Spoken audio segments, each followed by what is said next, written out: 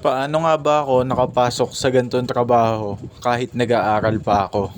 Ako nga pala si Mr. Mautak at isa akong working student. So ayun nga Mautak no, nagsimula ako dito sa trabahong to, bakasyon din. At dahil bakasyon at kasagsagan pa ng pandemic noon, naghanap ako ng trabaho. Nag-apply ako sa kung saan saan hanggang sa nakapasok ako sa isang fast food. Tumagal din ako ng isang buwan dun sa fast food na pinapasukan ko kaso nga lang hindi ko kinaya. Gawa ng puyatan yung trabaho.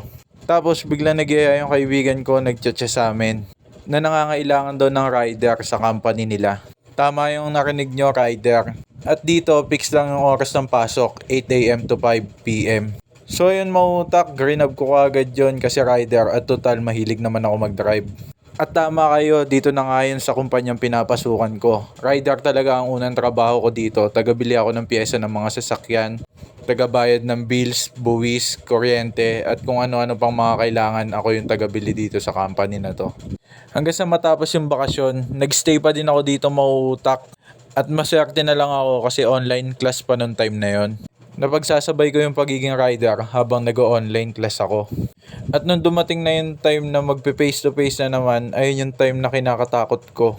Dahil di ako magkanda-ugaga sa kakaisip kung saan na naman ako kukuha ng pera at kung saan ko kukunin yung mga panggastos ko. Dumating din talaga sa point na napaisip ako kung itutuloy ko pa ba yung pag-aaral ko.